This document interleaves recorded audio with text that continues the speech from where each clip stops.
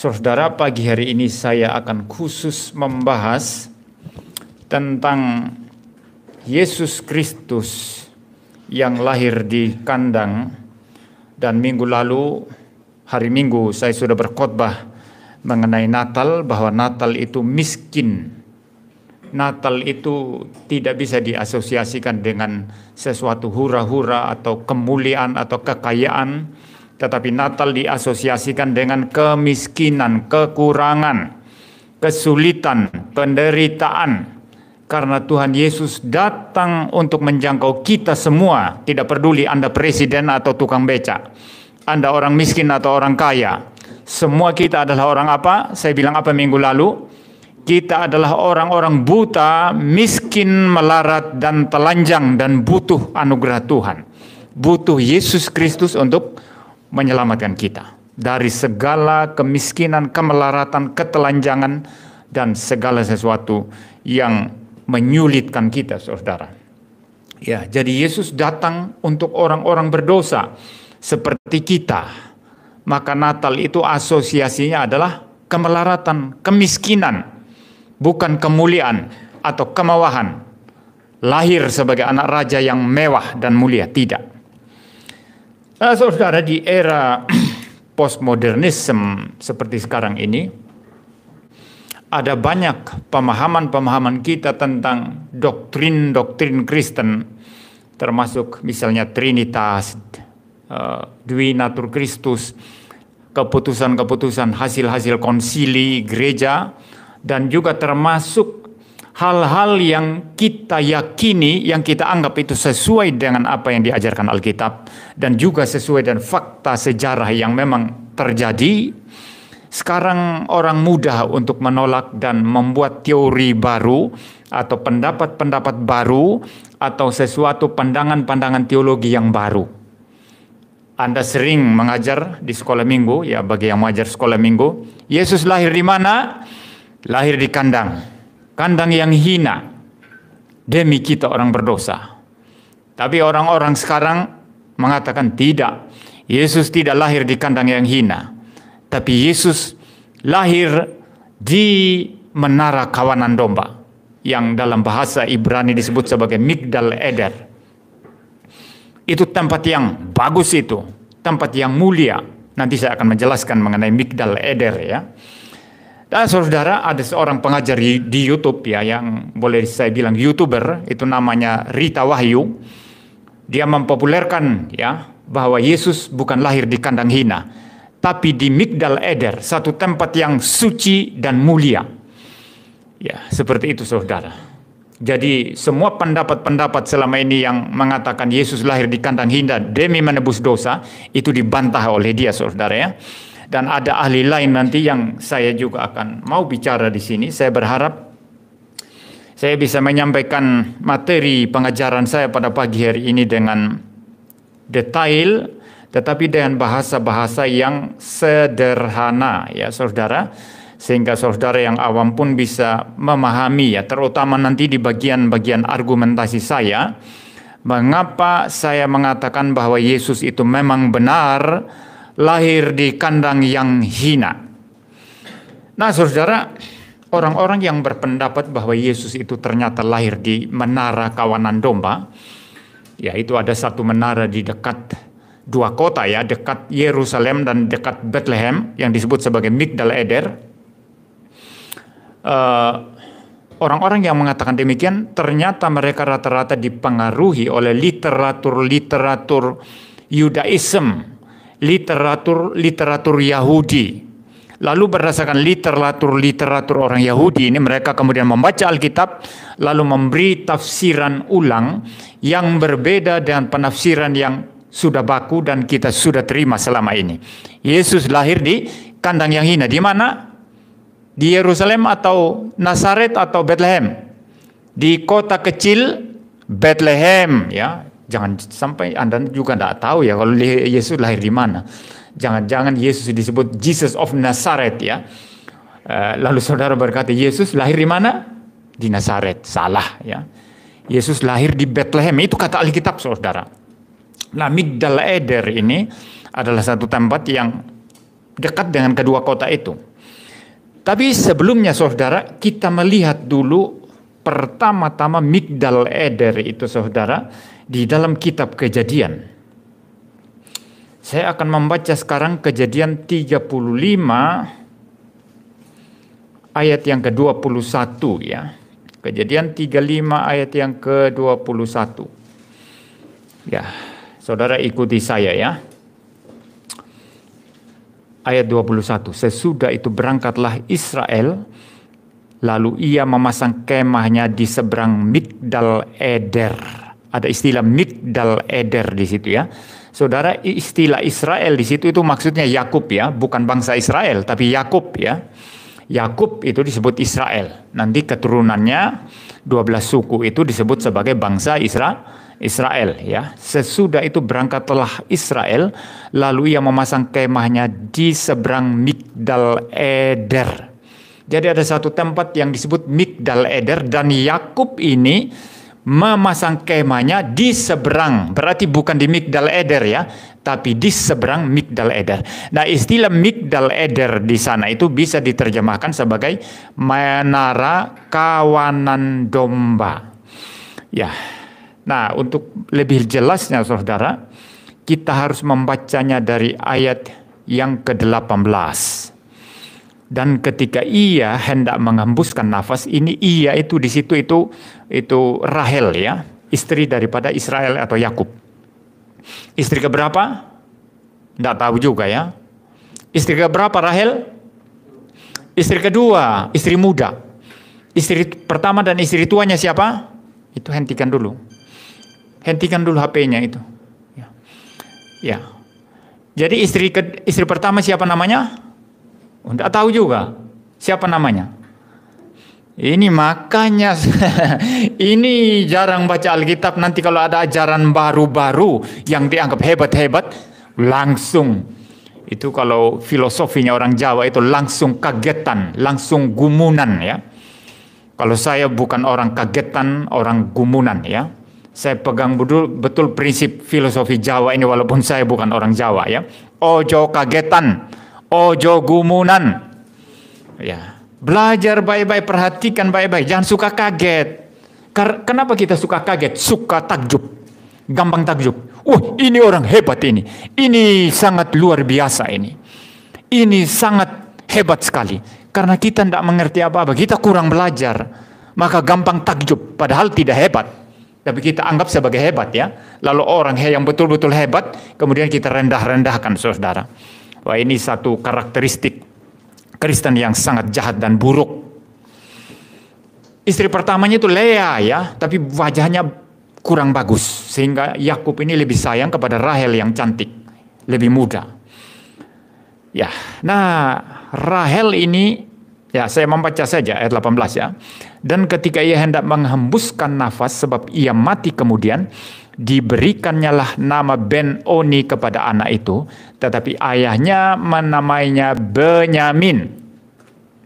Ayat 19, demikianlah Rahel mati, lalu ia dikuburkan di sisi jalan ke Efrata, yaitu Bethlehem. Perhatikan baik-baik, Rahel ini dikuburkan di sisi jalan kemana? Jalan ke Efrata atau Bethlehem ya. Efrata itu Bethlehem, ya nama lain dari Bethlehem ya. Jadi dia dikuburkan di sisi jalan menuju ke Efrata. Berarti bukan dikubur di Bethlehem atau Efrata, tapi di sisi jalan yang menuju ke Bethlehem ya. Ayat 20. Yakub mendirikan tugu di atas kuburnya, perhatikan. Yakub mendirikan tugu di atas kuburnya ya. Ya, itulah tugu kubur Rahel sampai sekarang. Sampai sekarang yang dimaksud di sini bukan sampai sekarang zaman kita, perhatikan, bukan sampai sekarang zaman Perjanjian Baru, tapi sampai sekarang zaman ketika kitab Kejadian ini ditulis. Paham ya? Ketika Kejadian 35 ini ditulis. Siapa yang menulis kitab Kejadian? Ada lagi nanti postmodernisme, bukan Musa itu. Bukan Musa, itu sudah dari teologi modern liberal sudah menyangkal kalau Musa adalah penulis kelima kitab ya. Mereka membagi-bagi itu ke dalam bagian-bagian ya, termasuk bagaimana mengistilahkan itu nama-nama daripada Allah, lalu dibagi-bagi, ini penulisnya yang ini penulisnya ini. Saya tidak ada waktu untuk bahas itu sekarang. Ya, tetapi kita percaya 5 kitab kecuali bagian terakhir yang menceritakan kematian daripada Musa itu ditulis oleh Yosua. Ya, kelima kitab ini ditulis oleh Musa. Berarti sampai saat ini, pada saat Musa menulis, berarti pada saat orang Israel sudah keluar dari tanah Mesir. Ya, jelas ya saudara ya. Jadi jangan Anda berpikir ini sampai sekarang, berarti sampai sekarang ini. Nanti saya akan menjelaskan semua dengan teliti ya. Jadi Yakub di sini itu membangun tugu di atas kubur Rahel, bukan di Bethlehem, bukan Efrata, ya Efrata Bethlehem, tapi di jalan ya, di sisi jalan menuju ke Bethlehem. Berarti tugu itu dekat dengan Bethlehem. Nah, tugu inilah yang kemudian disebut sebagai ayat 21 itu, Migdal Eder, tugu kawanan domba. Dan Yakub memasang kemahnya itu di ayat 21 di seberang Migdal Eder. Berarti bukan di tugu itu, tapi di seberangnya tugu itu. Paham ya? Ya. Jadi ini latar belakangnya. Saudara ya, sudah ada dalam perjanjian lama tugu menara menara kawanan domba. Tetapi sebelum saya melanjutkan pembahasan saya, apakah Migdal Eder ini yang dibangun oleh Yakub, yang betul-betul lokasinya sekarang sama dengan tugu kawanan domba, yang ada masih tugunya itu di tanah Palestina di sana, dekat kota Bethlehem? Saya bilang tanah Palestina karena itu sebelum Israel melakukan gerakan Zionisme itu wilayah Palestina semua itu. Ya, Israel kemudian setelah gerakan Zionisme lalu menyatakan kemerdekaan, itu orang-orang diaspora Israel datang semua dari seluruh dunia itu kembali ke Israel dan mendirikan negara Israel modern sekarang ini ya. Jadi saya konsisten saja menyatakan tanah Palestina ya. Ya. Nah, apakah Migdal Eder atau menara kawanan domba yang didirikan oleh Yakub di dalam kitab Kejadian ini sama dengan tugu kawanan domba atau menara kawanan domba yang dipercaya oleh orang-orang Yahudi saat ini? Ya, nggak tentu saudara, nggak tentu. Tapi di sini Alkitab karena bukan tentang Migdal Eder, maka tidak ada riwayatnya. Apa betul Migdal Eder yang masih ada tugunya sekarang ini sama dengan yang didirikan Yakub atau tidak? Kita tidak jelas. Kita tidak jelas ya. Ya, kalau bait Allah kita jelas karena Alkitab mencatat. Ini bait Allah yang keberapa? Bait Allah yang keberapa yang dirubuhkan ya, bukan yang ini ya. Sekarang nggak ada bait Allah. Yang dirubuhkan pada sekitar tahun 70-an Masehi itu oleh Jenderal Titus. Itu bait Allah yang keberapa itu? Bait Allah yang kedua? Bait Allah yang keberapa? Bait Allah yang ketiga? Kedua atau ketiga? Saudara-saudara, bait Allah pertama yang megah sekali didirikan oleh Salomo. Itu dihancurkan oleh Nebukadnezar. Kemudian pulanglah orang-orang diaspora, orang-orang pembuangan dari Babel bertahap. Nah, pada zaman Imam Ezra itu dibangun satu bait Allah yang kecil saja. Bait Allah yang kecil sekali. Maka orang-orang yang melihat waktu itu bait Allah begitu kecil, mereka menangis. Karena tidak sebesar orang-orang yang melihat bait Allah yang besar sekali lalu kemudian menuju ke pembuangan, tapi mereka kembali. Mereka melihat tidak sebesar yang didirikan oleh Salomo. Mereka menangis sedih. Itu yang dibangun pada zaman Imam Ezra. Kecil, itu bait Allah yang kedua. Lalu kemudian saudara, bait Allah yang kedua ini dipermegah, diperbesar oleh Herodes. Maka zaman Tuhan Yesus bait Allah yang kedua itu sudah jadi bait Allah yang megah dan besar. Sehingga boleh dibilang itu bait Allah yang ketiga sebetulnya. Tapi lanjutan dari bait Allah yang kedua saudara. Ya, jadi kalau Anda bilang bait Allah yang kedua atau ketiga ya terserah saja. Kalau bilang yang kedua ya benar karena lanjutan yang dipermegah yang kedua. Kalau bilang yang ketiga ya boleh juga karena itu bukan sesuai yang didirikan pada zaman Esra. Itu sudah diperbagus oleh Herodes untuk mengambil hati orang-orang Yahudi. Herodes itu bukan orang Yahudi. Ya, tapi dia keturunan Edom. Edom bukan Israel. Ya, tahu Edom ya? Edom ini orang apa? Tidak keturunan siapa? Esau. Keturunan Esau, saudara. Kita banyak kurang pengetahuan seperti ini sehingga nanti ada pengajar-pengajar yang mulai mengajarkan hal-hal baru, kita kemudian menjadi kagetan, gumunan ya. Ya baik ya, jadi tidak pasti ya apakah Migdal Eder yang ada pada zaman Yakub itu saudara didirikan oleh Yakub itu sama dengan yang dipercaya sebagai Migdal Eder oleh orang Yudaism sekarang, orang Yahudi sekarang ini. Itu fakta pertama ya. Lalu yang kedua saudara, karena itu saudara maka sebetulnya tidak ada orang yang tahu persis sesungguhnya lokasi Migdal Eder ini. Para ahli mengakui itu. Ya, lokasi sesungguhnya Migdal Eder sebagaimana didirikan oleh Yakub, lokasi sesungguhnya orang tidak tahu. Ya, tetapi yang jelas Migdal Eder itu tempatnya dekat Yerusalem, juga dekat dengan Bethlehem. Karena Bethlehem sama Yerusalem itu dekat saja itu. Itu saya lihat itu di rute terdekat itu ya, kalau orang mau dari Yerusalem ke Bethlehem itu hanya 9,5 km saja. Jadi sangat dekat ya, 9,5 km saja. Ya, seperti itu. Nah, di dalam tradisi Yahudi dikatakan bahwa Migdal Eder ini, dan diyakini yang ada tugunya sekarang ini ya, itu digunakan untuk dulunya itu untuk menempatkan hewan-hewan yang akan dikorbankan, domba-domba yang akan dikorbankan. Jadi di situ ditempatkan, diteliti baik-baik oleh para imam apa layak atau tidak. Setelah lulus dari sana baru dipersembahkan di bait Allah.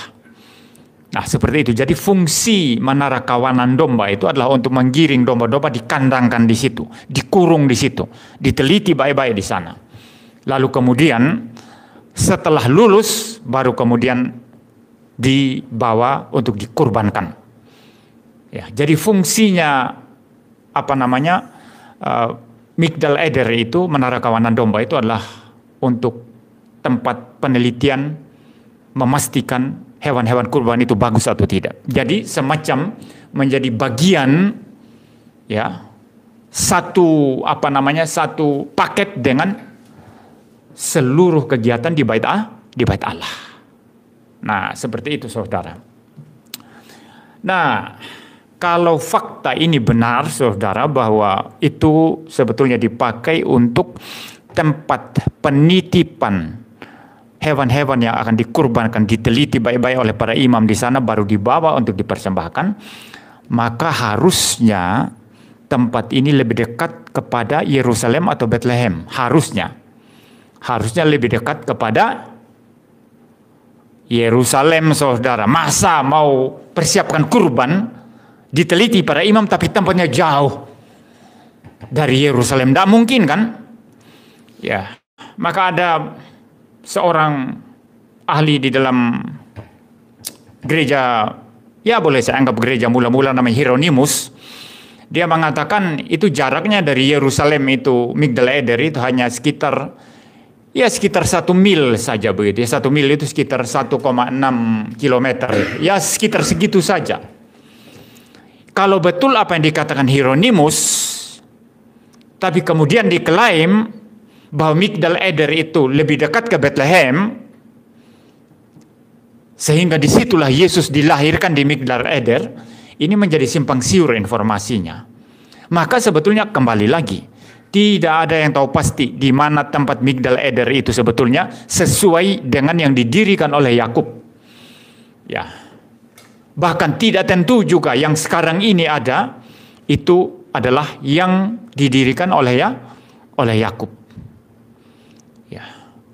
Nah, saudara, begini, orang-orang seperti Rita Wahyu ini, saudara, anggap Migdal Eder itu adalah tempat kelahiran Yesus, oleh karena itu adalah tempat bagaimana kurban dipersiapkan di situ, diteliti oleh para imam.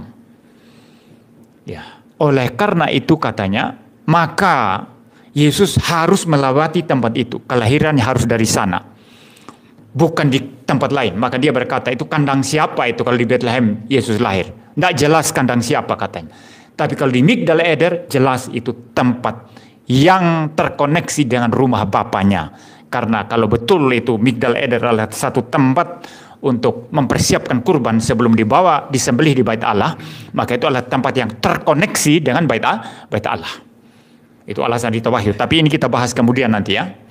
Kita melihat dulu pendapat seorang ahli, saudara, yang bernama Alfred Edersheim ya. Alfred Edersheim ini mengatakan itu bahwa Migdal Eder itu sebetulnya adalah satu tempat yang terkoneksi dengan Bethlehem.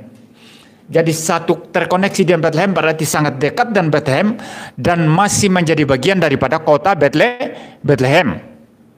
Nah, itu pendapat daripada Edersheim tadi ini ya. Ya, apa kebetulan namanya Eder juga ini ya. Dia bicara tentang Migdal Eder, namanya juga Edersheim ya. Alfred Edersheim. Nah, saudara, pendapat Edersheim ini dibantah oleh mayoritas ahli modern, ahli biblika modern. Ya, jadi pendapat Alfred Edersheim ini adalah pendapat yang terpencil, yang tersendiri. Dan saudara hati-hati dengan pendapat terpencil dan tersendiri. Kalau ada pendeta mengatakan Yesus adalah Tuhan, adalah manusia yang diangkat jadi Tuhan, itu di dalam kalangan kekristenan adalah pendapat terpencil. Saudara percaya enggak? Ya, biasanya ajaran-ajaran sesat itu terpencil sendiri. Dan prinsip ini, saudara, terpencil atau tidak, diterima secara umum atau tidak, itu justru menjadi prinsip kanonisasi Alkitab. Kalau saudara belajar tentang kanonisasi Alkitab, kenapa kitab Perjanjian Baru ini diterima sebagai kitab kanonik yang berotoritas ilahi? Bukan bapak-bapak gereja yang memberi otoritas pada kitab-kitab itu, tapi kitab-kitab itu sendiri yang menyatakan diri berotoritas ilahi. Sehingga bapak gereja hanya melihat saja, oh ini berotoritas ilahi, ini tidak. Yang bersifat gnostisisme itu disingkirkan semua, dibuang semuanya. Nah, satu indikator yang dipakai adalah, ada 3 indikator, dan salah satu indikator yang dipakai adalah apa? Apakah kitab-kitab itu diterima, dibaca secara luas oleh gereja pada saat itu, dikenal atau tidak? Ya, kalau satu kitab tidak dikenal oleh mayoritas gereja, hanya segelintir kelompok saja yang mengenalnya, maka patut diduga kitab ini ada yang tidak beres. Paham ya? Patut diduga kitab ini ada yang tidak beres. Kitab ini kok sangat terpencil. Jemaat-jemaat kok enggak pakai ini? Gimana ini? Pada zaman Paulus dipakai enggak? Ya, misalnya kalau sudah ditulis pada era Paulus ya. Ya, kemudian pada zaman murid-murid mula-mula dipakai enggak? Ya, misalnya murid mula-mula seperti itu Polikarpus ya. Kemudian ada di atas itu sedikit ada Irenaeus ya. Pada zaman mereka dipakai enggak? Dipergunakan enggak? Gereja-gereja mana saja yang menggunakan ini? Nah, kalau kitab itu terlalu terpencil dan ternyata tidak dikenal oleh gereja secara umum pada saat itu, maka dianggap ini tidak memenuhi standar. Paham ya? Demikian juga prinsip ini kita pakai dalam dunia akademik. Kalau ahli yang betul-betul ahli berpendapat, dan ada ahli-ahli yang sungguh-sungguh ahli, secara mayoritas berpendapat sama, maka saudara harus berpikir ribuan kali untuk membantah mereka. Dan Tuhan di dalam sejarah gereja juga menggunakan prinsip yang sama ini. Karena memang ini prinsipnya Tuhan, cara kerja Tuhan. Cara kerja Tuhan itu tidak terpencil sembunyi-sembunyi. Cara kerja setan itu yang sembunyi-sembunyi. Tahu ya? Kalau orang buat sesuatu yang tidak senonoh di kamar, terbuka untuk umum atau terpencil, tersembunyi, terkunci. Terkunci tersendiri. Tapi kalau yang cara kerja Tuhan itu harus umum, general, kelihatan, universal.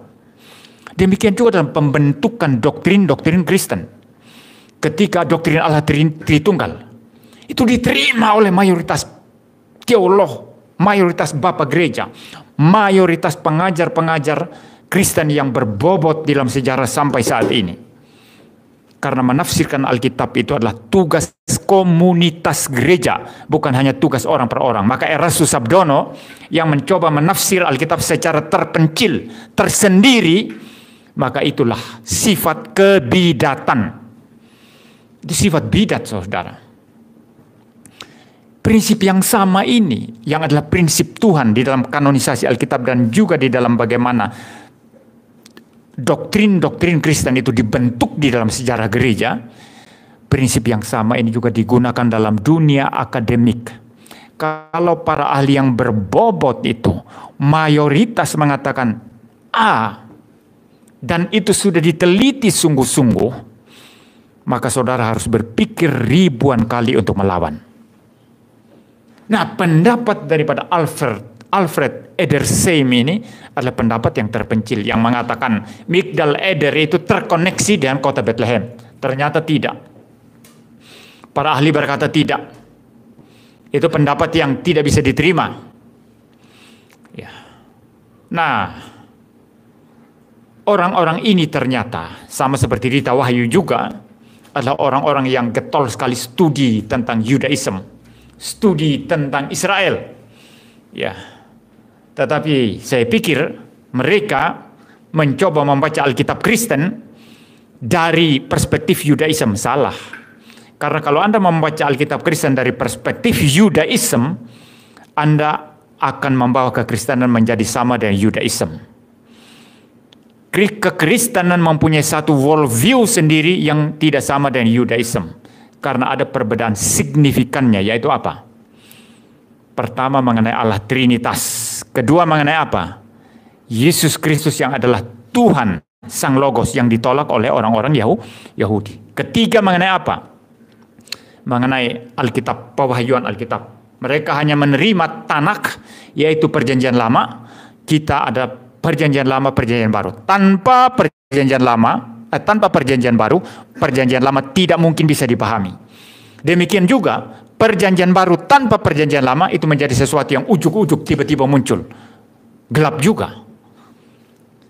Perjanjian lama ada dan menjadi penting karena ada perjanjian baru. Demikian juga dan perjanjian baru berdiri di atas perjanjian lama. Dan orang Yudaism tidak punya itu. Dan ini semua ini membentuk worldview Kristen. Worldview, wawasan dunia Kristen, sehingga kita memandang segala sesuatu, termasuk dalam hal melihat data-data Alkitab pun dipengaruhi oleh worldview Kristen ini. Sehingga kita tidak mungkin seperti Rita Wahyu menggunakan worldview Judaism kembali ke literatur mereka untuk membaca Alkitab. Ini salah. Ini salah, saudara. Saya siap memperdebatkan poin saya ini. Tapi ada tidak orang di Indonesia yang mau berdebat secara filosofis? Ya, hanya maunya adu data. Saya bisa adu data, tetapi kita perdebatannya bukan hanya masalah data, tapi masalah logis atau tidak argumentasi yang kau bangun dengan data-datamu itu. Ya, apakah worldview yang kau bangun itu logis atau tidak? Kembali lagi mengenai Alfred Edersheim ini, pendapatnya itu terpencil. Ya. Nah, saudara-saudara, ternyata pendapat Edersheim ini yang disangkal oleh mayoritas ahli di era modern, ahli-ahli biblika, ternyata disangkal secara eksplisit di dalam Kejadian 35 ayat 19 sampai 21 yang saya sudah baca tadi. Bagaimana mungkin Migdal Eder ini terkoneksi dengan Bethlehem? Ya, saudara perhatikan di dalam kitab Kejadian yang saya sudah baca tadi. Saya baca dari ayat 19 ya. Demikianlah Rahel mati, lalu ia dikuburkan di sisi jalan ke Efrata, yaitu Bethlehem. Ayat 20. Yakub mendirikan tugu di atas kuburnya, itulah tugu kubur Rahel sampai sekarang. Perhatikan. Jadi Rahel itu dikuburkan di sisi jalan menuju ke Bethlehem. Berarti antara tugu kubur Rahel yang kemudian dikenal sebagai Migdal Eder itu berbeda dengan Bethlehem. Dua tempat yang terpisah. Ini kitab Kejadian ya. Sekarang kalau kita kembali merujuk kepada sumber-sumber Yahudi yang mengatakan bahwa Migdal Eder itu adalah tempat mempersiapkan korban untuk kemudian dipersembahkan di Bait Allah. Maka harusnya ini logisnya Migdal Eder itu terkoneksi dengan Bethlehem atau Yerusalem. Logisnya mana coba? Terkoneksi dengan Bethlehem atau Yerusalem? Harusnya logisnya terkoneksi dengan Yerusalem, bukan Bethlehem. Ya, maka pendapat Alfred Edersheim ini sebetulnya itu tidak bisa dipertanggungjawabkan, saudara ya. Kalau diyakini bahwa Migdal Eder itu adalah tempat mempersiapkan korban yang akan dipersembahkan di Bait Allah, maka harusnya itu terkoneksi dengan Yerusalem, bukan Bethlehem. Ya, ya. Jadi saudara, ini adalah pendapat mereka ya yang mengatakan bahwa Yesus itu lahir di Migdal Eder, Menara Kawanan Domba, satu tempat yang bagus ya. Ya, karena itu adalah tempat khusus. Jadi bukan kandang biasa. Kalau kandang biasa, orang biasa kan bau ya. Kandang biasa, kandang penduduk ya. Di Jawa sini Anda kalau pergi ke desa, itu kandang sapi itu terkoneksi dengan rumah. Ya, itu di bagian belakang itu. Kadang-kadang Anda makan di depan itu, bau kotoran sapi itu menyeruak masuk ke depan, itu masih terasa itu. Saya pernah pelayanan di itu puluhan tahun yang lalu. Pelayanan di satu tempat di daerah dekat Ambarawa ya, daerah Temanggung ya, di Jawa Tengah itu. Itu biasanya kalau mengunjungi jemaat, saya pelayanan di gereja Pentakosta waktu itu. Waktu saya masih kuliah di STT Pesat di Salatiga. Itu kalau berkunjung ke rumah orang itu mesti diajak makan. Langsung keluar makanan. Sering keluar nasi jagung. Ya, nasi jagung empok ya. Empok atau empok ya. Keluar nasi jagung, lalu lauk-lauknya ya. Lalu kita makan. Tapi di belakang itu ada sapi, ada kambing. Kadang-kadang tercium dari depan itu baunya, bau itu ya. Jadi menurut mereka ini Yesus bukan lahir di kandang yang hina, yang berbau, yang tidak tahu punya siapa, tapi lahir di satu tempat yang memang dikhususkan untuk domba-domba pilihan, ditempatkan sementara di situ, diteliti, lalu dibawa untuk dikorbankan di Bait Allah. Jadi itu adalah satu menara kawanan domba yang bagus, tempat yang sakral yang disucikan oleh para imam. Dan Yesus lahir di sana. Yesus bukan lahir di kandang hina. Ya, itu pendapat mereka, saudara. Yesus bukan lahir di kandang yang hina, tapi di satu tempat yang suci. Lalu ada lagi argumentasi lain. Lagi pula katanya, kalau memperhatikan Injil Lukas katanya, sekarang kita buka Injil Lukas ya. Di dalam Injil Lukas dikatakan,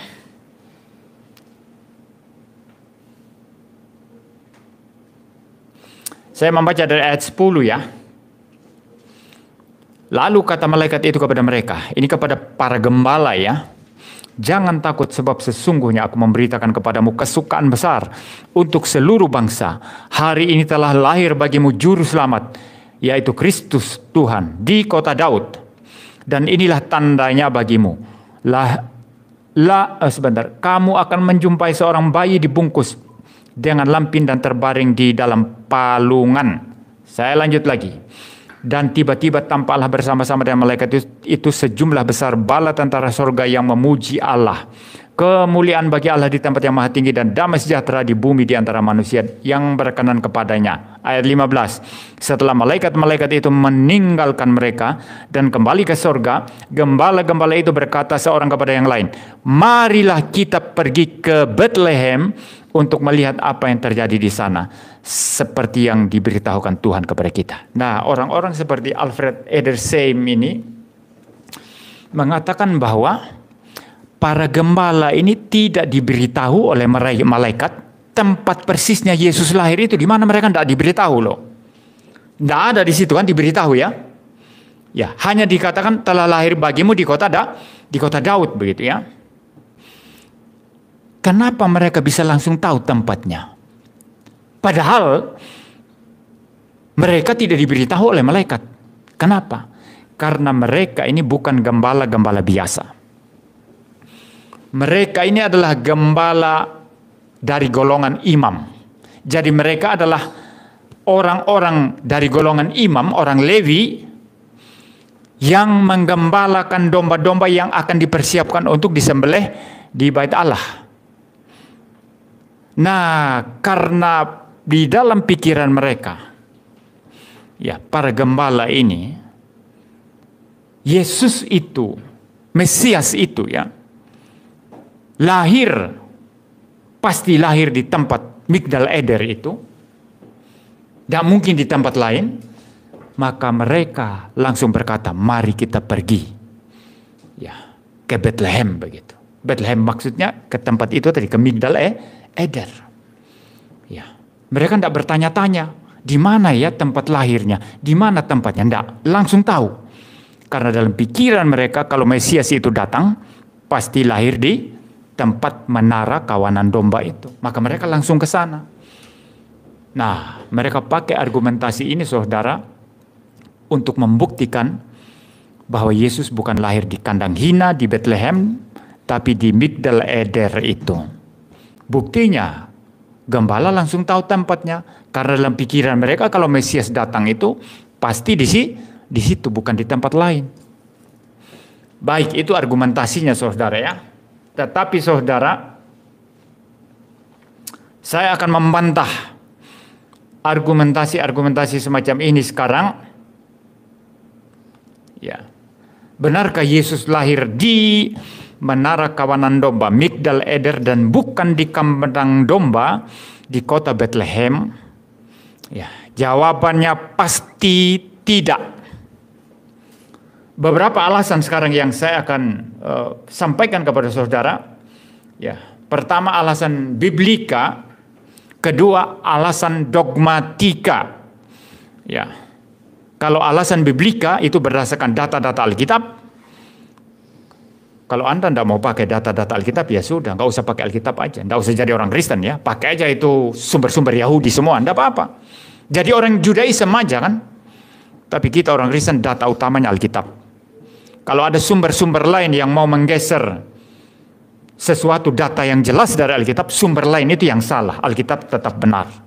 Alkitab tidak mungkin salah ya. Jelas ya.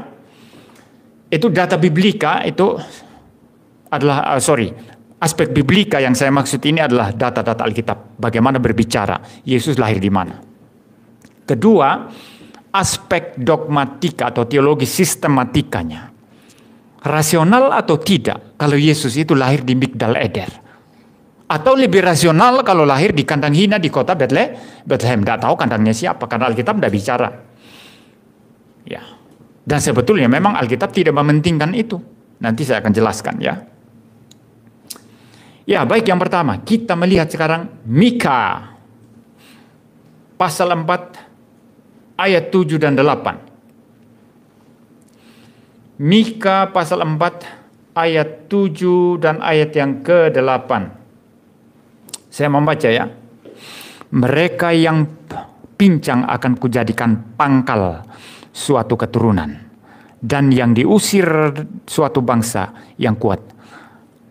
Dan Tuhan akan menjadi raja atas mereka di Gunung Sion dari sekarang sampai selama-lamanya. Raja atas mereka di Gunung Sion. Nah, istilah Sion ini saudara, itu selalu merujuk kepada Yerusalem. Ya. In particular, kalau in general, ya memang itu Israel. Ya. Tapi in particular, secara khusus selalu merujuk kepada Yerusalem. Itu Sion. Ya. Lalu kemudian ayat 8. Dan engkau hai menara kawanan domba. Ini Migdal Eder ini ya. Menara kawanan domba ya. Dan engkau hai menara kawanan domba. Hai bukit Sion. Kepadamu akan datang dan akan kembali pemerintahan yang dahulu, kerajaan atas putri Yerusalem. Perhatikan baik-baik. Di situ ada istilah menara kawanan domba ya, yang dikaitkan dengan bukit putri Sion. Kembali muncul istilah Sion di sana. Bukit putri Sion, gunung Sion atau bukit Sion. Ini bisa diasosiasikan dengan tempat mana? Sekali lagi, Yerusalem, Sion, kota Allah, Yerusalem itu. Ya, menuju ke Sion, tempat yang indah, kami menuju Sion. Apa? Sion, indah kota Allah, gitu ya. Itu ada himnya, itu kita sering nyanyi ya. Di Yerusalem. Dan Yerusalem yang sekarang ini yang jasmania itu adalah sesuatu simbol daripada realitasnya nanti, yaitu Yerusalem rohani yang turun dari atas. Artinya ada penyatuan antara sorga dan bumi ini. Ketika Yesus datang kali yang kedua, di mana sorga dan bumi sudah dipisah oleh kejatuhan Adam dan Hawa di Taman Eden oleh dosa. Ya, Sion, bukit Sion, Yerusalem itu saudara. Walaupun saya katakan tadi in general itu ya Israel ya. Tapi sebetulnya nanti ada benang merah yang bukan benang merah ya. Ada satu hal yang menyamakan antara Israel dengan Yerusalem ya. Israel itu adalah jemaat Tuhan perjanjian lama. Yang kemudian dalam perjanjian baru adalah gereja. Sama Yerusalem juga. Itu secara rohani merujuk kepada bukan sekedar kota. Tapi merujuk kepada gereja, jemaat Tuhan. Putri Yerusalem, jemaat Tuhan, gereja itu. Paham ya? Sama dengan Sion. Ya. Jadi coba kembali ke sini ya. Ada bukit putri Sion. Yerusalem di sana. Di ayat 7 tadi ada gunung Sion, itu Yerusalem. Nah, ketika menara kawanan domba atau Migdal Eder di sini digandeng dengan bukit putri Sion, berarti menara kawanan domba ini maksudnya apa, saudara? Maksudnya apa ini? Sama. Yerusalem artinya, hai jemaat, hai umat Tuhan. Hai umat Tuhan. Nah, Yesus datang kepada siapa? Datang kepada tempat atau datang kepada orang? Saya mau tanya, Yesus lahir ke dalam dunia ini mau datang kepada tempat, berurusan dengan tempat atau berurusan dengan orang? Manusia berdosa, saudara. Yesus datang ke dalam dunia ini berurusan dengan orang berdosa. Maka ketika dikatakan di sini, saudara, perhatikan baik-baik ya. Dan engkau hai menara kawanan domba, hai bukit putri Sion, kepadamu akan datang dan akan kembali pemerintahan yang dahulu, kerajaan atas putri Yerusalem. Ini maksudnya jemaat Tuhan, gereja Tuhan. Ya. Orang-orang Israel yang harusnya adalah gereja Tuhan. Ya. Umat Tuhan. Ya. Akan datang kerajaan itu. Yang sama dengan apa yang terjadi pada Daud. Tetapi melampaui itu. Karena rajanya adalah Allah sendiri, bukan Daud. Tapi keturunan Daud yaitu Sang Mesias itu, Yesus Kristus. Jadi di sini saudara, istilah menara kawanan domba yang digandeng dan hai bukit putri Sion. Lalu di bagian akhir ayat ini ada juga istilah kerajaan atas putri Yerusalem. Jadi ada istilah menara kawanan domba, ada istilah bukit putri Sion, ada istilah putri Yerusalem. Semua ini istilah ini bersinonim untuk merujuk kepada umat Tuhan. Pada saat itu Israel, tapi kemudian juga umat Tuhan secara keseluruhan, secara universal. Gereja yang kudus dan am. Mesias itu datang kepadamu. Ya. Mesias itu datang kepadamu. Maka menafsirkan ayat ini secara sepihak, secara terpencil. Ini ada menara kawanan domba, ada Migdal Eder. Berarti Yesus datang ke Migdal Eder yang tugu itu dan lahir di situ. Itu maksudnya ayat ini. Ini sesuatu kesalahan yang fatal sekali. Kesalahan yang sangat fatal secara biblika. Karena Yesus datang bukan kepada tempat, tapi kepada orang, kepada umat Allah. Maka menara kawanan domba, Gunung Sion, Bukit Putri Sion, Putri Yerusalem di sini merujuk kepada umat Allah. Pada saat itu Israel dan juga oleh karenanya seluruh umat Allah di seluruh dunia, gereja yang kudus dan am. Kita harus mempunyai teologi yang komprehensif, saudara, ketika berusaha untuk memahami Alkitab. Ya. Nah, lalu kemudian saudara, kita melihat sekarang Mika ayat yang kelima. Jadi ayat ini tadi ya, Mika 4 ayat 8 tidak sedang membicarakan bahwa Yesus akan lahir di tugu kawanan domba yang ada di Israel sekarang. Tapi Yesus akan datang kepada umatnya. Lalu kemudian Mika 5 ayat 1. Tetapi engkau hai Bethlehem Efrata. Perhatikan baik-baik. Bethlehem Efrata. Hai yang terkecil di antara kaum-kaum Yehuda, daripadamu akan bangkit bagiku seorang yang akan memerintah Israel, yang permulaannya sudah sejak purbakala, sejak dahulu kala. Engkau Bethlehem Efrata. Ini Bethlehem yang disebut di sini, saudara. Bethlehem Efrata, bukan Migdal Eder. Ya, bukan menara kawanan domba, tapi Bethlehem Efrata. Kalau tadi di Mika 4 ayat 8 termasuk ayat 7 dinyatakan di sana bahwa Mesias itu datang kepada umatnya, maka di sini sedang menyiratkan tempat di mana Mesias yang datang kepada umatnya itu, di mana tempatnya lahir. Di sini tidak disebut Migdal Eder, tapi Bethlehem Efrata. Kalau Migdal Eder sebagaimana tugu didirikan oleh Yakub, itu didirikan di sisi jalan menuju Bethlehem. Di sini bukan istilah Migdal Eder, tapi Bethlehem Efrata. Yesus lahir di kota Bethlehem sesuai dengan nubuatan Nabi Mika ini. Maka Mika 4 ayat 8 tidak bisa dijadikan satu dasar untuk merujuk tempat kelahiran Yesus.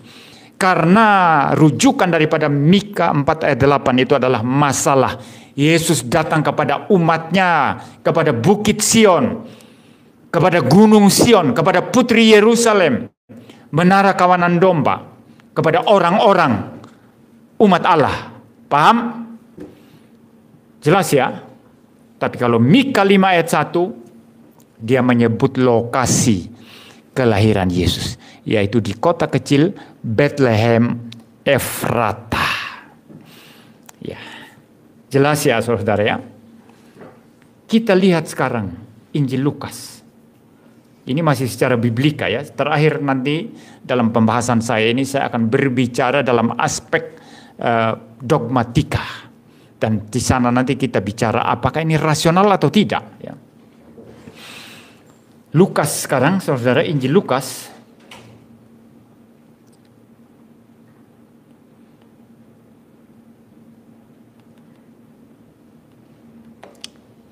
Injil Lukas ya.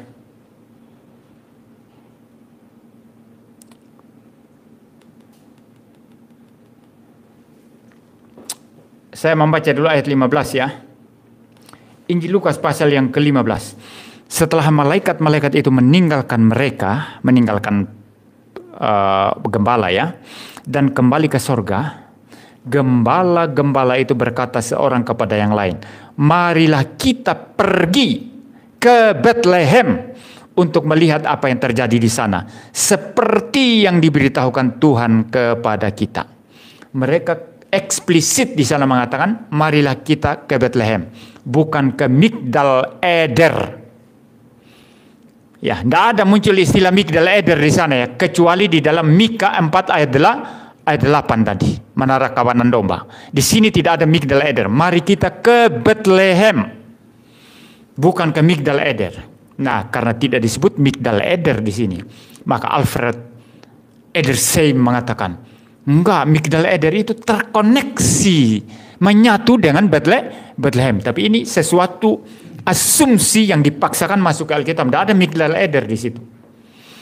Tidak ada Migdal Eder di situ, saudara. Ya, maka Anda mau lebih setia kepada literatur di luar Alkitab atau lebih setia kepada Alkitab? Marilah kita ke Bethlehem. Eksplisit sekali. Saya baca ulang lagi ya. Ya.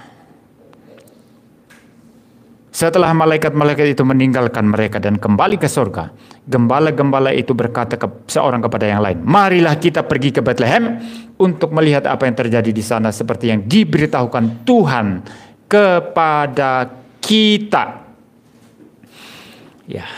Lalu mereka cepat-cepat berangkat dan menjumpai Maria dan Yusuf dan bayi itu yang sedang berbaring di dalam palungan.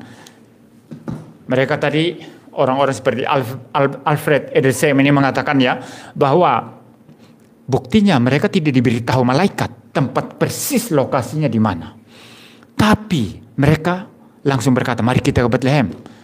Jadi mereka sudah tahu bahwa Mesias itu lahir di menara kawanan domba. Apakah argumentasi semacam ini langsung bisa kita terima? Kalau Anda meniadakan aspek supranatural wahyu Allah, Anda boleh mengharafiakan semuanya. Artinya menjasmaniakan semuanya. Boleh. Tapi itu berarti bahwa Anda menyangkal sifat supranatural daripada wahyu Allah. Memang tidak dicatat di dalam Alkitab di sini. Bagaimana para malaikat berkata, ini ya, dengar ya, seperti Google Map ya, atau Google apa itu yang menuntun orang sering tersesat itu. Ya, kalau naik Grab itu ya, ini kan Jalan Sulfat Agung 1. Belum sampai di sini, di belakang belok kiri katanya. Itu Google Map itu sering menyesatkan orang itu. Apakah para malaikat berkata, ini ya, nanti kamu jalan 100 meter, setelah itu belok kiri 50 meter, kemudian jalan lurus, kemudian belok kanan. Alkitab tidak perlu mencatat itu, saudara. Tetapi para malaikat, para gembala ini adalah orang-orang yang sudah dipersiapkan Tuhan untuk menerima berita Natal itu yang sangat penting sekali bagi seluruh alam semesta. Mereka pasti sudah dipersiapkan dengan satu hikmat bijaksana khusus, tuntunan khusus dari Tuhan, walaupun tidak dicatat di sini. Bagaimana pada akhirnya mereka menuju ke tempat sebagaimana yang dikatakan malaikat itu, di mana Mesias itu dilahirkan.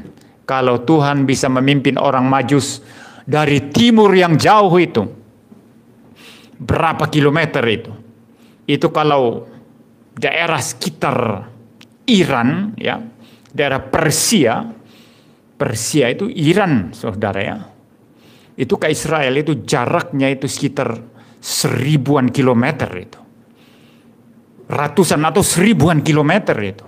Bayangkan mereka bisa dituntun oleh bintang. Sampai di tempat di mana Yesus sudah ada. Tidak disebut bayi lagi ketika mereka sampai, tapi disebut anak. Ya. Berarti sudah lama. Yesus sudah lahir lama baru mereka sampai. Ya. Nah, kalau Tuhan bisa memimpin secara supranatural kepada orang-orang Majus, kenapa Tuhan tidak bisa memimpin para gembala ini untuk mereka datang persis di tempat di mana Yesus lahir? Terlalu mudah. Ya. Jadi mereka harus gembala imam ini. Mereka punya pemikiran tentang menara kawanan domba, Migdal Eder. Karena itu, tanpa dituntun malaikat, mereka langsung datang ke Migdal Eder, di mana tempat Yesus dilahirkan. Ini hanya salah satu alternatif, dan saya menolak alternatif ini. Karena kalau kita percaya aspek supranatural daripada pewahyuan Allah, maka mereka akan dituntun langsung ke tempat Yesus lahir.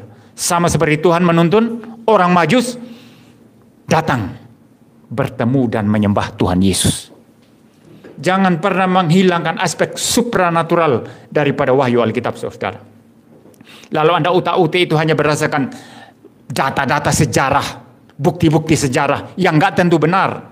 Anda pakai literatur-literatur sampingan, ya, yang bukan mainstream kekristenan, saudara. Ini sesuatu yang salah luar biasa, sangat bermasalah.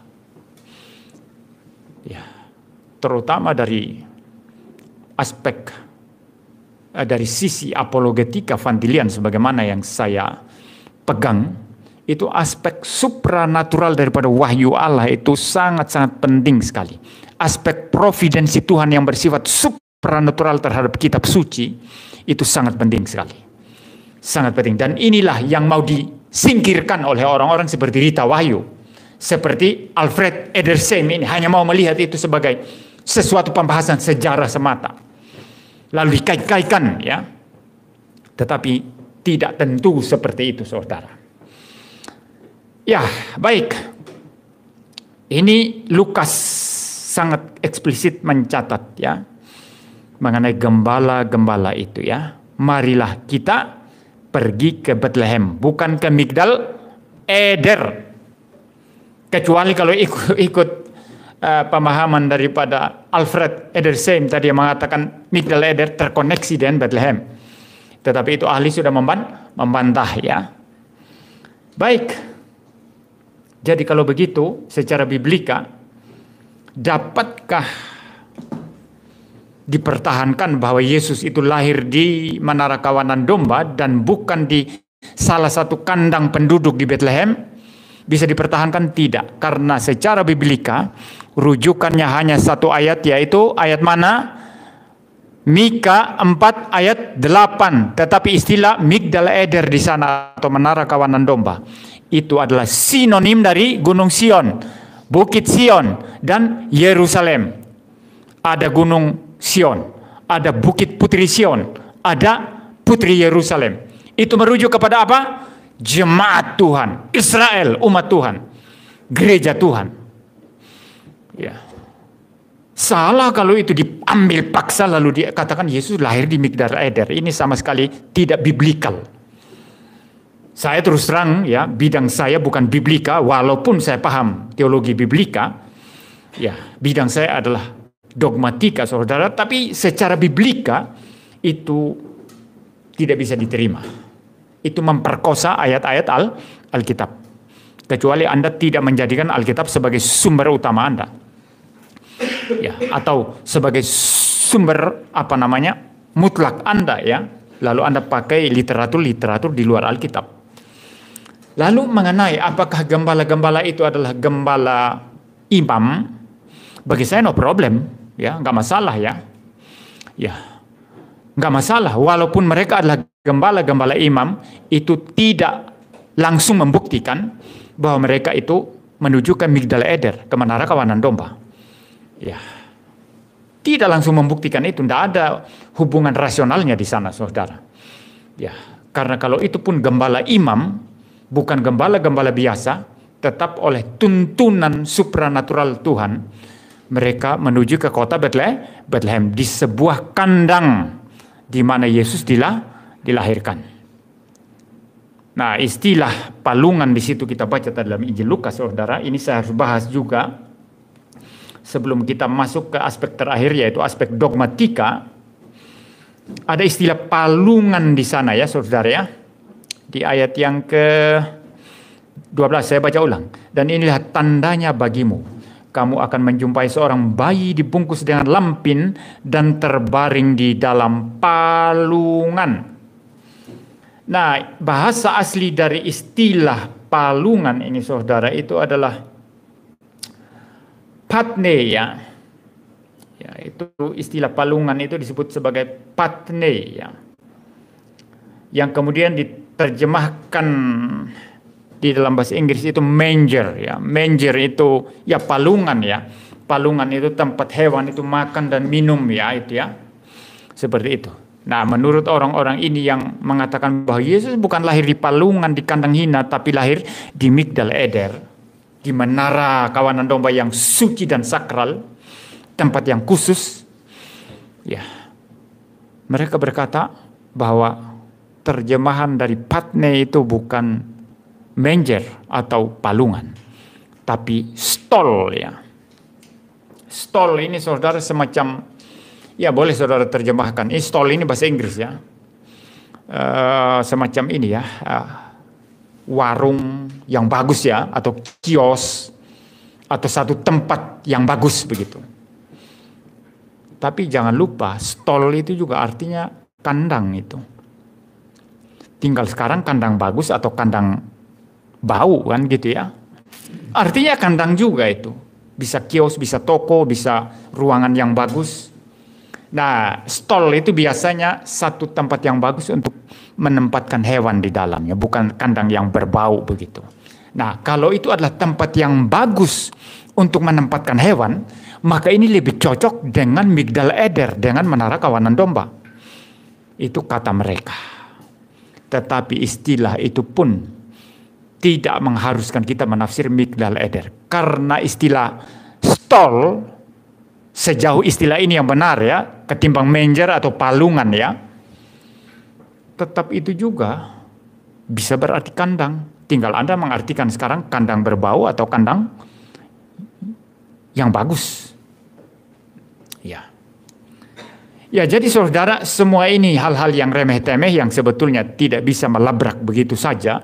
Fakta bahwa Migdal Eder itu tidak ada dasar biblikanya untuk kita mengatakan Yesus lahir di sana. Ya. Mari sekarang saya akan masuk ke argumentasi secara dogmatika ya. Ya. Anda harus menggunakan reason di sini. Pikiran yang logis ya. Saudara-saudara kalau membaca Alkitab itu Filipi 2 ayat 6 sampai 8 yang saya sudah bahas kemarin minggu lalu. Saya membicarakan 5 langkah perendahan diri yang luar biasa dari Yesus. Pertama, Allah menjadi manusia itu pertama. Manusia bukan manusia biasa tapi manusia budak sudah kedua. Bukan budak biasa tapi budak yang taat sudah ketiga. Bukan taat biasa tapi taat sampai mati. Keempat, bukan mati biasa tapi mati terkutuk di atas kayu salib. 5 langkah perendahan diri yang luar biasa dari Mesias. Dan saudara melihat fakta perendahan diri yang luar biasa ini. Cocok tidak kalau Yesus diasosiasikan lahir di tempat yang bagus sekali? Tidak cocok saudara. Tidak cocok. Kalau membaca Alkitab itu lihat keserasian, keharmonisan seluruh bagian Alkitab. Dan ini tugas dogmatika atau teologi sistematika. Dan saya berkutat di bidang ini puluhan tahun. Itu sebab saya sudah menulis buku dogmatika Kristen setebal 1042 halaman dan sangat laris dipergunakan oleh orang-orang di seluruh Indonesia. Ya, itu buku satu-satunya yang paling laris dari buku saya ketimbang buku-buku lain. Ya, buku-buku lain yang saya anggap kurang laku. Ya, saya anggap kurang laku, bukan menghina diri ya, memang kurang laku. Beda dengan buku dogmatika Kristen itu. Nah, saudara, melihat keharmonisan seluruh ajaran Alkitab, spiritnya apa? Spirit merendahkan diri. Maka digunakan istilah kenosis itu, mengosongkan diri, bukan seperti pemahaman Erastus Sabdono mengatakan dia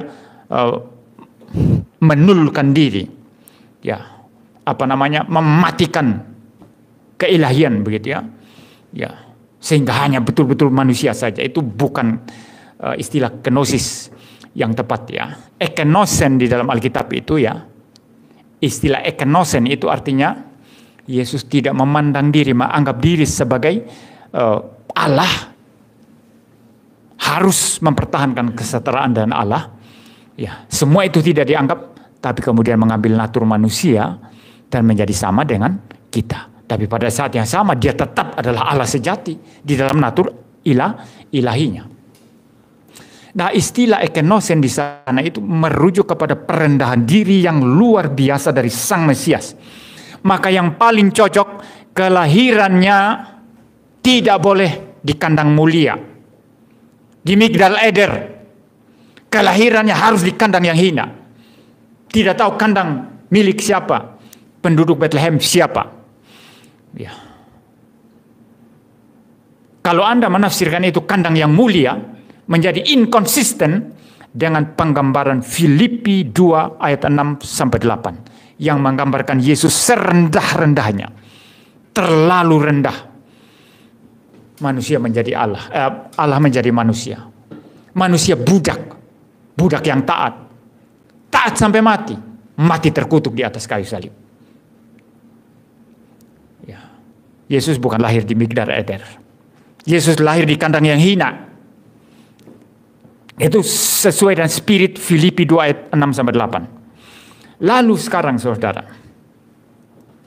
mari kita mengadakan perbandingan sekarang. Ya. Kalau dogmatika memang harus membanding-bandingkan saudara. Anda harus membandingkan ayat 1 dan ayat lain, teks 1 dan teks lain, perikop 1 perikop lain. Ajaran perjanjian lama bagaimana, perjanjian baru bagaimana. Anda harus membandingkan semua, melihat secara keseluruhan, keharmonisan semuanya. Tidak boleh ada bagian Alkitab itu yang saling bertubrukan. Kalau saling bertubrukan satu dan yang lainnya, maka Alkitab itu menjadi sesuatu yang irasional. Dan kalau Alkitab itu irasional, itu bukan firman Allah. Tapi Alkitab yang kita percaya adalah firman Allah yang tidak mungkin bertubrukan satu dengan yang lainnya. Nah sekarang saudara, jika Yesus lahir di tempat terhormat yang namanya Migdal Eder, yang diasosiasikan sebagai tempat yang suci dan terhormat. Ya, saudara coba membandingkan sekarang dengan kematiannya yang terkutuk di atas kayu salib. Ini cocok enggak? Lahirnya mewah, atau bukan mewah ya, enggak cocok kalau Migdal Eder digambarkan sebagai mewah ya, tapi tempat yang mulia dan terhormat ya. Tapi matinya terkutuk di atas kayu salib.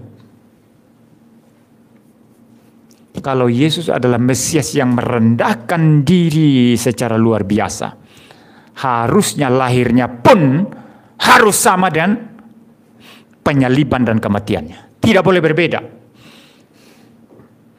Jika dia mati terkutuk di atas kayu salib sebagai sesuatu yang sangat hina karena kita, maka demikian juga kelahirannya. Ya. Konsisten atau tidak? Konsisten. Memang konsisten merendahkan diri. Ya. Jadi adalah sesuatu yang illogical, irasional. Jika dia lahir di tempat yang terhormat, di Migdal Eder, tapi matinya terkutuk di atas kayu salib. Itu tidak menggambarkan spirit perendahan diri, spirit penebusan daripada Yesus Kristus. Itu argumentasi kedua.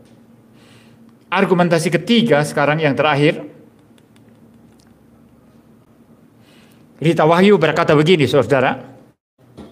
Jika Yesus sekedar lahir di kandang biasa, punya siapa kandang itu?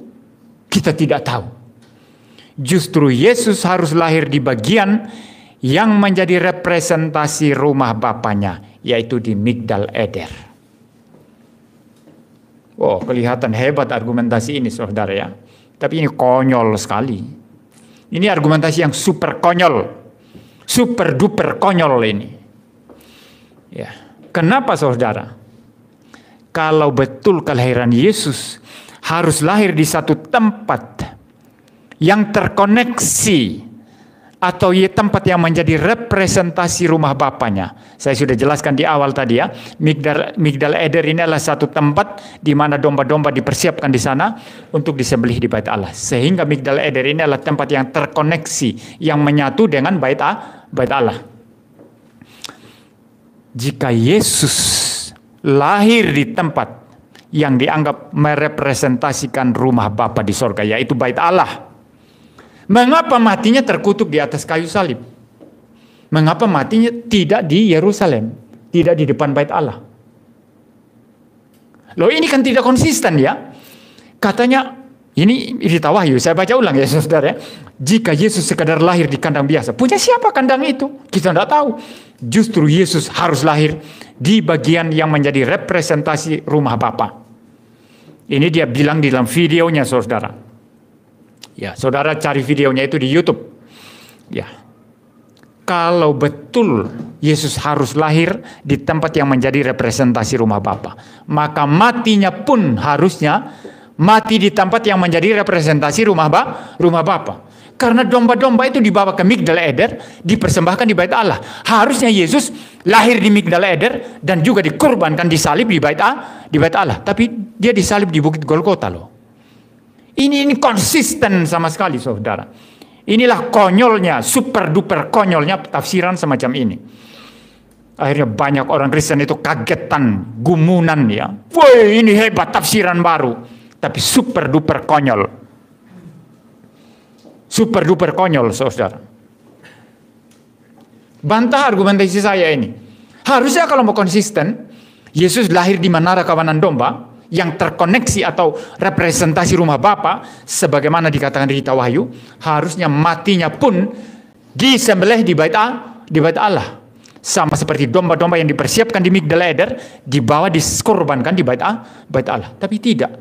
Yesus dikorbankan di luar bait Allah, di Bukit Golgota. Konsistensinya di mana di sini? Konsistensinya di mana? Akhir kata, jangan gampang kaget. Jangan gampang takjub terhadap ajaran-ajaran yang kelihatan baru dan wah. Tapi ternyata itu banyak bolongnya. Secara biblika, ajaran Rita Wahyu ini tidak lolos. Secara dogmatika tidak lolos. Mari kita kembali kepada Alkitab. Yesus Tuhan dan Juru Selamat kita lahir di palungan, lahir di kandang yang hina, demi menjangkau kita yang hina, yang buta, miskin, melarat, dan telanjang. Pegang ajaran yang turun-temurun sudah dipegang dalam sejarah gereja. Yang itu bukan sekedar sesuatu yang biasa saja, tapi mempunyai makna yang sangat dalam secara teologis. Yesus lahir di kandang hina untuk kita. Karena kita ini hina, rendah. Maka Yesus merendahkan diri sedemikian rupa untuk kita. Inilah makna Natal. Kalau Anda mengasosiasikan kelahiran Yesus ke Migdal Eder yang mulia, itu tidak cocok dengan Natal. Kita semua ini bukan orang suci. Kita semua ini tidak ada yang lahir di tempat suci. Kita semua orang rusak dan berdosa. Itu sebabnya Yesus datang di tempat yang paling hina, paling rendah. Lahir di kandang domba. Biarlah Natal kali ini kita semakin kuat, semakin teguh imannya, memegang ajaran-ajaran yang sudah turun-temurun, tapi itu betul-betul biblikal, betul-betul alkitabiah, dan betul-betul sesuai dengan ajaran yang sehat, dogmatika yang sehat. Kita pegang itu sampai mati. Jangan mau diubah-ubah, diobah-obah, diombang-ombangkan oleh sesuatu ajaran yang kelihatan hebat, tapi ternyata tidak hebat. Kelihatan biblikal, ternyata tidak biblikal dan melawan Alkitab. Mari kita berdoa. Bapa di surga, terima kasih Tuhan untuk segala anugerah Tuhan. Terima kasih untuk pengajaran pada pagi hari ini. Kami memahami sekarang apa itu Migdal Eder dan di mana Yesus dilahirkan. Kami percaya Yesus lahir di Bethlehem, di kandang yang hina untuk kami semua. Inilah makna Natal sesungguhnya. Kami yang hina dan berdosa, yang rusak di tempat yang paling rendah. Maka Tuhan dan Juru Selamat kami pun menjangkau kami menuju ke tempat paling rendah. Lahir di kandang hina untuk kami, untuk menebus dosa-dosa kami. menebus setiap kesalahan-kesalahan kami, supaya kami boleh diselamatkan, boleh menikmati anugerah Allah, menjadi anak-anak Allah yang berbagian di dalam langit dan bumi yang baru. Terima kasih Tuhan, terima kasih untuk segala anugerah-Mu pada saat ini. Biarlah kami pulang dan merayakan Natal tahun ini dengan pemahaman yang betul-betul Alkitabiah, pemahaman yang betul-betul sesuai dengan firman Tuhan yang sejati. Dalam nama Tuhan Yesus Kristus kami berdoa. Amin.